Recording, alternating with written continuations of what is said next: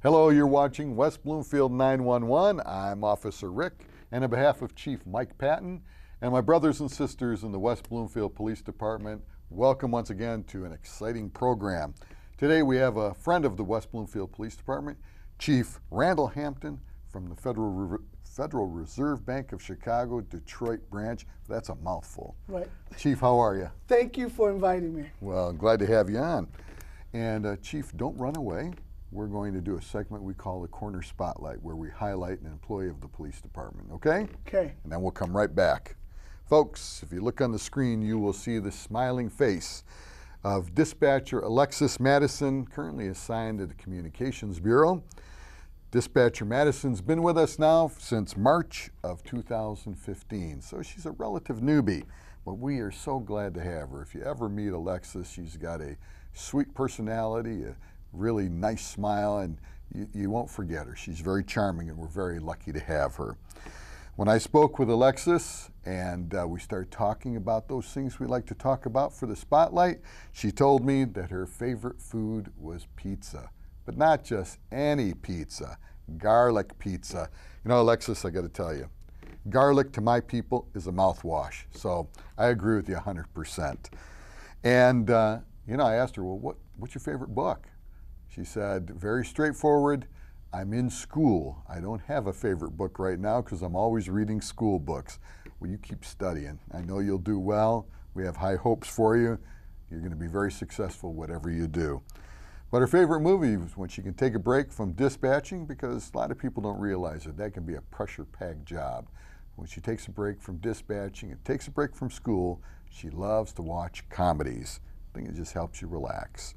And she loves rap and pop music. So those are her two favorite movies. When she turns the comedy off, she likes to rap and she likes to kind of move with the pop music.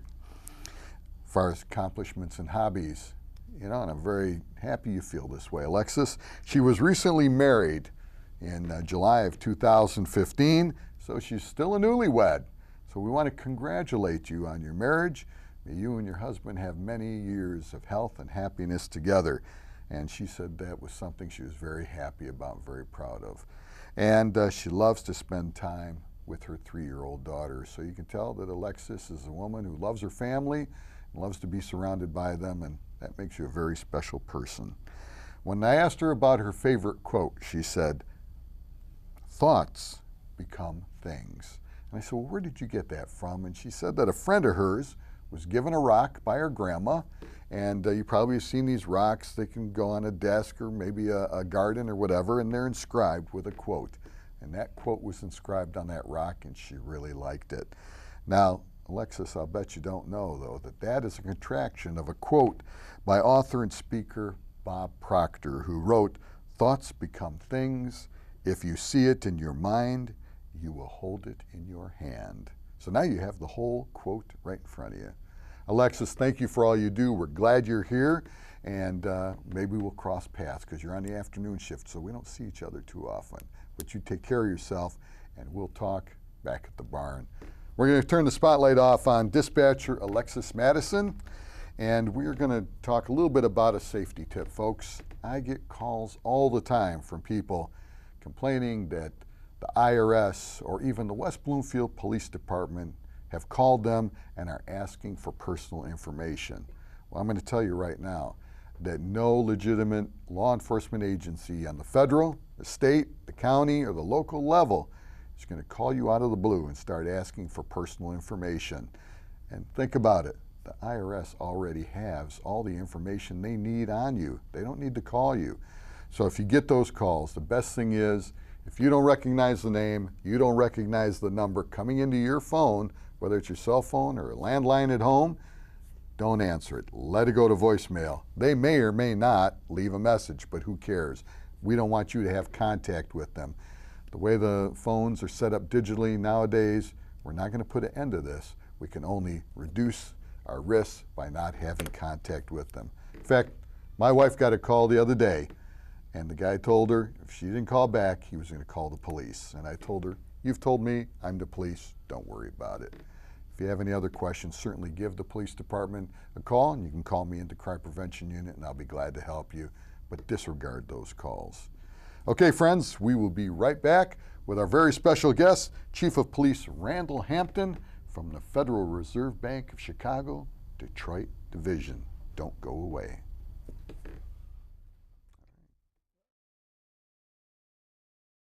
You're watching West Bloomfield 911 on Civic Center TV, a service of the Greater West Bloomfield Cable Communications Commission. For more information or to watch episodes on demand, visit civiccentertv.com/WB911. Civic Center TV, television that's close to home. The Michigan Sheriff's Association has been on the front line of providing education, training, and programs to Michigan communities since 1877. As the only organization to officially represent the Office of Sheriff in Michigan, the MSA works toward improving professional standards to better protect the citizens. To learn more about the Michigan Sheriff's Association, call 517-485-3135 or visit mysheriff.org. Hello, and we're back. Welcome again to West Bloomfield 911.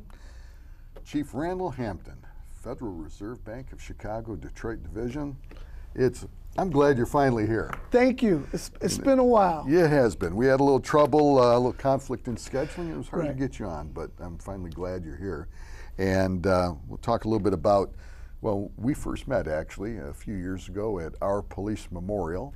We remembered one of your canine officers, and of course, as I've told the people before, canine officer actually refers to the dog. Right. And that dog was killed in the line of duty. And so we remembered that dog at one of our police memorials, and you and some of your staff came out. We were very glad to have you come out for us. Well, thank you. We was very gracious of being honored to come out, and it was good. The canine handler loved it. He's back at home doing what he does. Yeah. Yeah, that's right. Chasing squirrels. Right.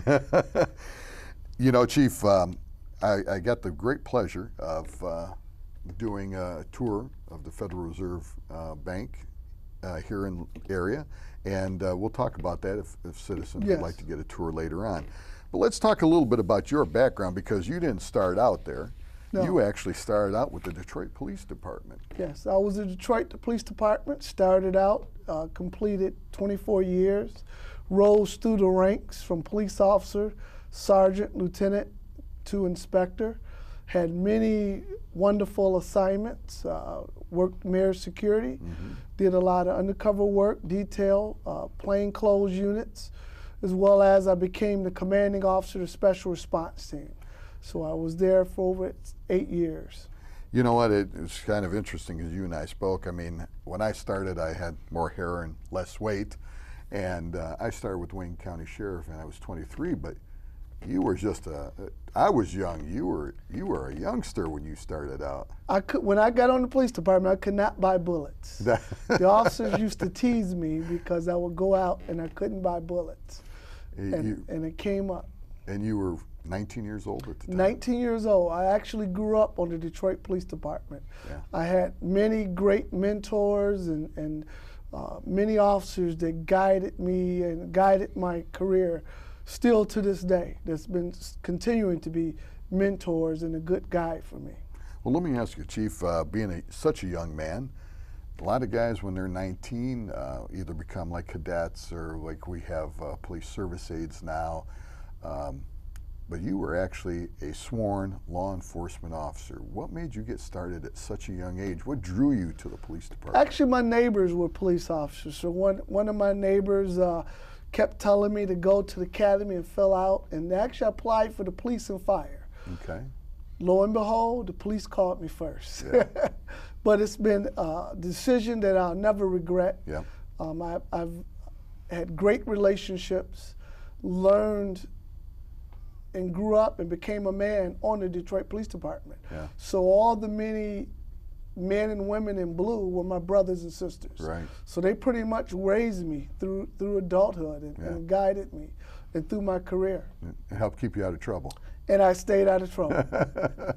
Well, you know, you mentioned, and a lot of people may not realize that when you had started out in law enforcement, you could be a police officer under 21 years of age, and you could carry a gun, but in order to buy the bullets, one of those strange ironies within the law in the state of Michigan, you actually had to be 21 years of age. Correct. So someone had to buy the bullets for you. Yes, they did. I bet you had to be razzed all the time. It was. I look back on it and I tell my 16-year-old son now, when I came on, they used to tease me all the time. Who is this little kid, this little boy in the scout car? I pull up to a house and they said, "You can't be the police." Yeah. And I actually had neighbors who said that as arriving at a police run. But in retrospect, I had many officers who stood by me, who trained me, who were, again, my mentors, who were there thick and thin. And as I progressed in my career, it was a great experience that I would never change. Now, do you remember some of those officers that helped you along that were grizzled veterans as we are now? Absolutely. You know, I remember when I first started with Wayne County, my very first lieutenant was a wonderful guy, Lieutenant Ron Brown, and I'll never forget him. You know, he was someone that was you would be proud to emulate, and I'm sure you had those guys at DPD as well. I had many many officers when I started out at the northeast side. Old 11th precinct on Conant isn't there no more. All my officers and friends that were there, and the great relationships. One of my officers on my car sold me my first house. So that goes to show you the mentoring and the relationship that was there, right. that was in the police department. You know, you had an issue or a problem, they were there as counselors, as guides, as extended family. Now let me ask you, what year was it that you started with DPD? I started 1987, August of 1987. Okay, let's talk a little bit about that, because unfortunately in today's day and age, well, we were going through rough times throughout Wayne County. I always tell people I was there in the bad old days of payless paydays and frequent layoffs. Detroit has had their share of financial troubles over the years, that's no secret. And yet, I've always had a great respect for the men, I respect men and women in law enforcement. Obviously, that's my occupation, something I've done for a long time. But you guys that work in the city, I've worked with you down there, both at Wayne County and when I was a railroad cop. It can be a rough environment, and the guys and the men and women in DPD get paid less than a lot of other agencies, and yet they're busting their behinds out there. They're working hard. Yes. Then it was a love. It was a passion for the job. You know, you wanted to be the police officer. It was like cowboys and Indians, cops and robbers. When I went to work, it was something I wanted to do. I had a passion to do. Back then, when we had off days, we would go in, and even on your off days, you would go in. I remember riding with my scout car partner for a couple hours. We'd go to afternoons, it was rotating shifts. You know, you was always connected to your job, to your shift. Sure. All the functions and the outings, you were connected. So it was a passion. Yeah. And of course, back in those days, which a lot of the youngsters coming in nowadays may not realize, back in those days, many communities, Detroit being one of them, had residency. Correct. So a lot of the guys lived close to each other and hung out off duty as well as on duty, and not just the guys, but their spouses, their families. Absolutely. We were one big family, and still today. Yeah. You know, we spent a lot of time. And also, we had neighbors, because you had many of the officers and families were in various neighborhoods. So it was a definite connection to the city, to the neighborhoods, and you really did community policing while you were off duty, because everyone on the block knew that there was a police officer or a fireman or EMS worker that lived on your street. Sure. Kind of helped add stability to the neighborhoods. Exactly. Yeah. Well, let's talk a little bit about your career down there. You started out, as every youngster does, in patrol, pushing a patrol car. Right. And back in those days, you guys had what, 3-man patrol cars? We had 2-man, 3-man, and you had one called the Cruiser, the 4-man car. I did all of them. I was very eager, wanted to learn. I was excited. It was a passion, so I worked. I always wanted to be with the plain clothes officers. So they said, "Look at this little bitty kid. This this kid. He could run fast. He could do everything fast." And so eventually they brought me on, gave me a little taste, And as I matured and got years on, I went to the specialized unit, plainclothes units. After that, I continually wanted my eyesight on to other things, and seeing the officers, the special response team, SWAT, wanted to be there. So I always want to be like those guys, the mystique and the jumpsuit, the uniform, the image. And I tried for many years to try to get on until I eventually made it. Well, let's talk a little bit about that, because we've got an SRT in our department as well. I'm sure it's much smaller than Detroit's. And I had the pleasure of being one of the original members of our SRT many years ago, again, when I was younger. Let's talk about the SRT in Detroit, because that, if I'm not mistaken, is that a full-time position for DPD officers? Yes, full-time. Okay. Special response team in Detroit Police Department is a counter-terrorist unit. Okay. It was designed Germany GSG-9. So counter-terrorists, they are master tacticians, they are instructors. Special response team assisted the academy staff in teaching. They also went out and taught vehicle patrol maneuvers. So they did a lot. Not only did we were a counter-terrorist unit for hostage rescue, barricaded gunmen. Right. We also did a lot of community work that many special response teams in the surrounding areas don't get credit for. They're out in the community. They're doing. We did SWAT for tots for kids. Okay. They're going out speaking at schools, helping the community police and officers, crime prevention officers. So the special response team officer is continually in school, continually learning throughout their whole career. Yeah. Now, is that and I would imagine just as it is with our department, of course, they're called to a higher level. Yes. With the weapons and the training, so they have to be physically fit and they have to stay on the edge. I look at those individuals that are in special response team and SWAT, especially full-time, it's almost like a professional athlete. You're training, you're working 40 to 50 to 60 hours a week. Yeah. You got to be an expert not only in your handgun, but in 3 or 4 other weapon systems. So the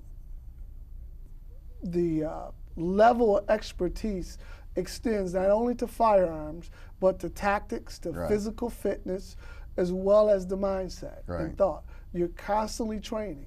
And a lot of these courses you have to pass and pass successfully. Yep. So many times they're doing a tour of duty on patrol. If they get off patrol, they're training. Yeah. So it's a sacrifice. Yeah. We were very fortunate when I was on our SRT that we got to train with some of the DPD guys at the old mental hospital, Children's Hospital. It used to be out in the Northville area. It's long gone right now, but we used to train with your guys out there at times. It was always a great pleasure to do that. Now, you not only served on the SRT as a patrol officer, but later on you attained the rank or title of assistant team leader. Right. And tell me a little bit about how you climbed through the ranks of DPD. Assistant team leader, you're the backup to my supervisor. So again, you're constantly training, you're constantly thriving.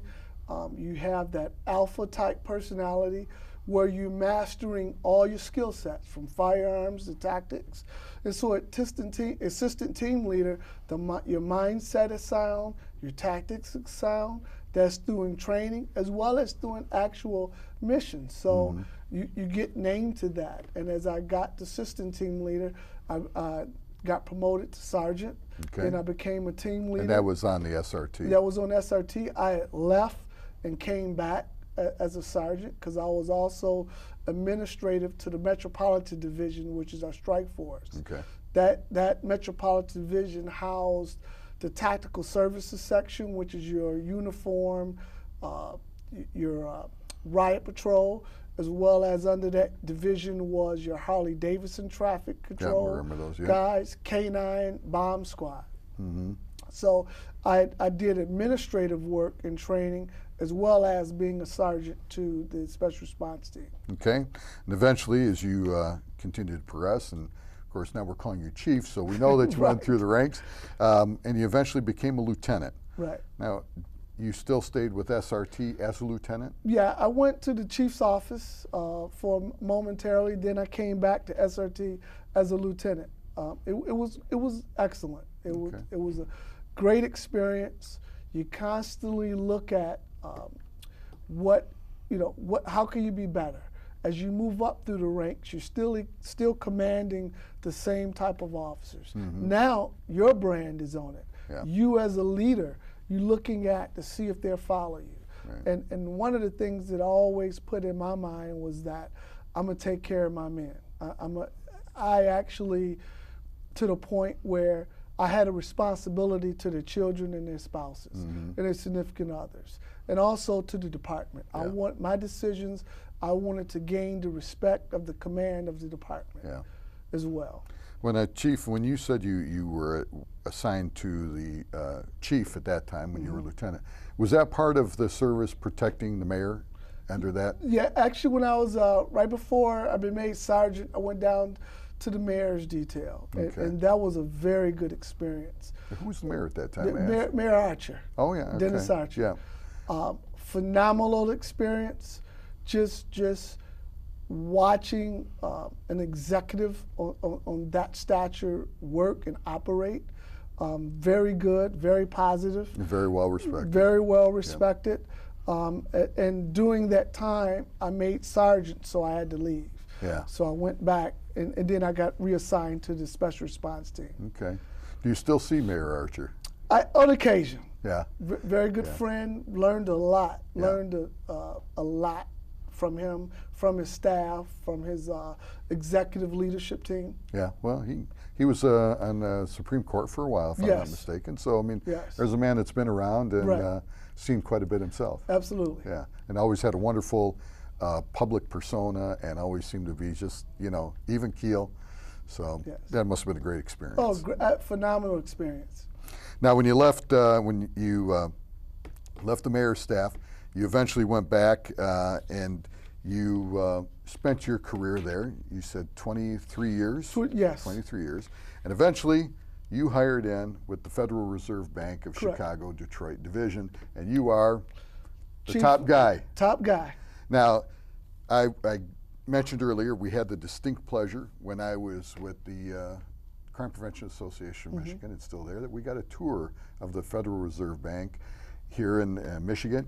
If someone wants a tour, they can certainly call and do that. Do you have a number you'd like to give them? You can call area code 313-964-6255. That's directly into the law enforcement control room, and that puts you in direct contact with the conference center staff. Okay. And one thing, like we have one of our officers who spent some time working for you. Well, you weren't there at the time, but worked for your agency. They are law enforcement officers. Correct. Where do they go to get their training? They go to, we have Federal Reserve System have their own academy. One is in Atlanta, another one is in Cleveland, and we have another one in St. Louis. 6 weeks in duration.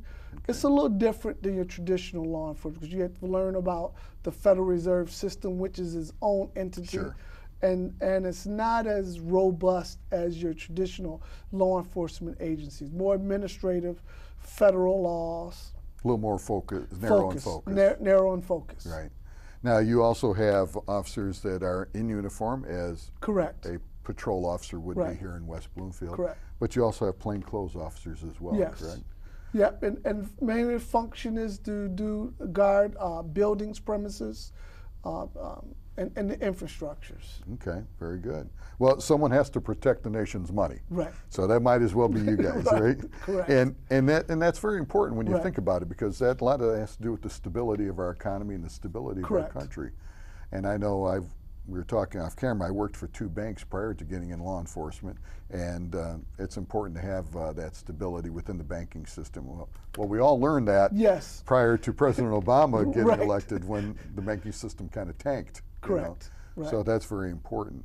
Now let's talk a little bit about also hiring. If someone would like to be a Federal Reserve officer, do you guys accept applications? Yes, we do accept applications. I'm in the process of hiring now. Our openings, positions, Federal Reserve Bank of Chicago.com. That's a good start. Okay. And we put it out for opening right now. The job for police officer just closed, Okay. but periodically you can check, and we're having job openings. So for all you youngsters that want to get in law enforcement, that may be your avenue. Chief, stay with us. We want to recognize a fallen American hero. In fact, this man happens to be a good friend of yours. Yes. We'd like to remember Sergeant Joseph Abdullah. Folks, if you would look on your screen, Sergeant Abdullah worked for the Detroit Police Department, and he died in line of duty on August 14, 2015. Sergeant Abdullah suffered a fatal heart attack after assembling an obstacle course for a training session for the Detroit Police Department's mounted unit in Palmer Park, and as you can tell by that, he was one of the mounted officers. He had spent approximately 6 hours moving heavy lumber and hundreds of hay bales to simulate conditions the officers and the horses would face or encounter while performing their duties as a mounted division for the police department in the city of Detroit. He began to feel ill, advised one of his officers that he was going to go to the office and lay down because he wasn't feeling well. The officer went back to check on him because Sergeant Abdullah did not come back out, and he had found him unresponsive. He was transported to a local hospital where he was pronounced dead approximately 1 hour later. Sergeant Abdullah served with DPD for 21 years. He is survived by his wife and 2 children, and I had the pleasure of meeting his wife at one of the My Cops breakfasts around Christmas time, and she's a wonderful lady. So our heart and our prayers and our thoughts go out to Sergeant Joseph Abdullah and his wife and his children, and the men and women of the Detroit Police Department, and certainly to you, well, Chief, for losing a friend. Yes, he was a friend. We spent a lot of time on various operations, and it was saddened when I found out. Yeah, absolutely. Chief, we want to thank you for coming on the show. Thank you. Chief Randall Hampton from the Federal Reserve Bank of Chicago, Detroit Division, thank you for sharing your time with us. Finally glad to get you on. Right. And folks, as Chief Hampton is, you could tell by his personality, he always has outreach to the public, and with other agencies such as ours, we also want to keep outreach and connection to you. So keep in touch with the West Bloomfield Police Department. Like us on Facebook. You can also see us on Twitter, and if you connect with Nixle, you'll be able to get notifications from us of things that are occurring in your community of importance to you. And of course, we are also involved in crime mapping. So keep in touch with the police department. And we'd also like you to keep in touch with us here at West Bloomfield 911. Don't forget to watch us on Civic Center TV. And if you can't catch us on the telly, you can watch us on civiccentertv.org on demand. Remember, folks, take care of yourself, be good to each other, stay safe, and I'll see you again on West Bloomfield 911.